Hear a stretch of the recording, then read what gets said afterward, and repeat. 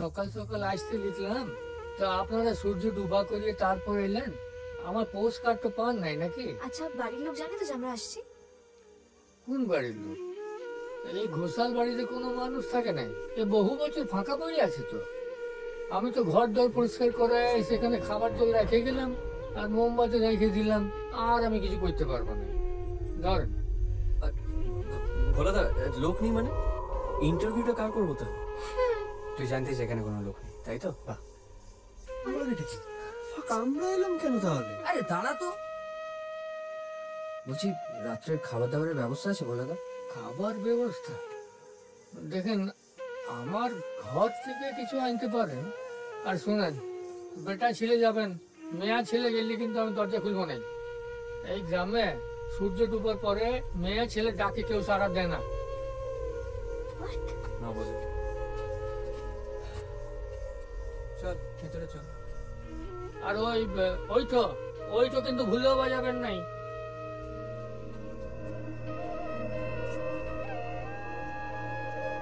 আয়, চলো ভেতরে যাই।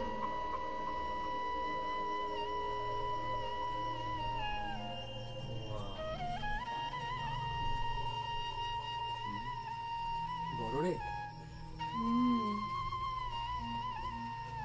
বিশাল জায়গা। অন্ধকার তো পুরোটা, প্রাসাদ মনে হচ্ছে।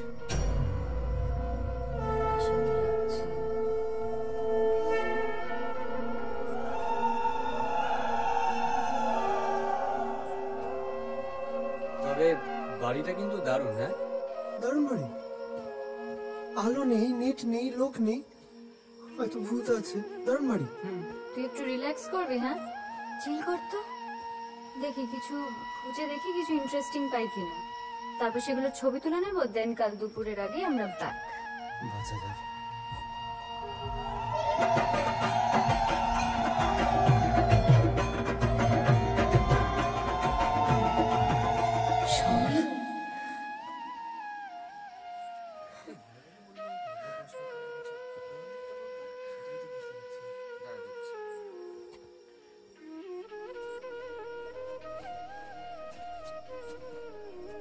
অরুণ, অরুণ, অন্ধকারে উপরে যাস না।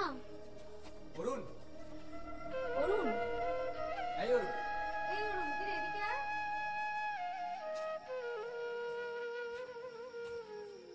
কিরে দোতলায় কাউকে পেলি যে রিসার্চ পেপারে হেল্প করবে?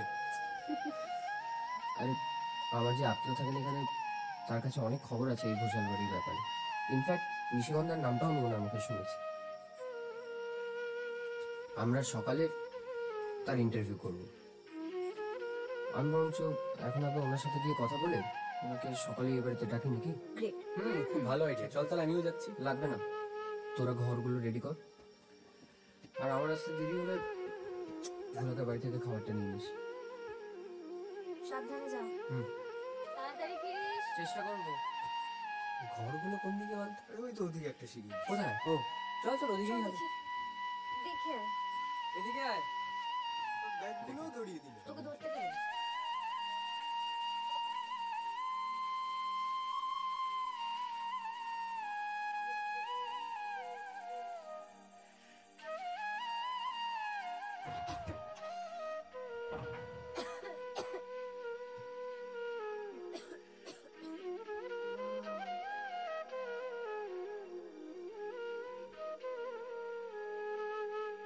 যাক বাবা, বিছানাটা অন্তত পরিষ্কার আছে। বাড়িতে আমি দেখেছি। কি তোর নিজের মুখটা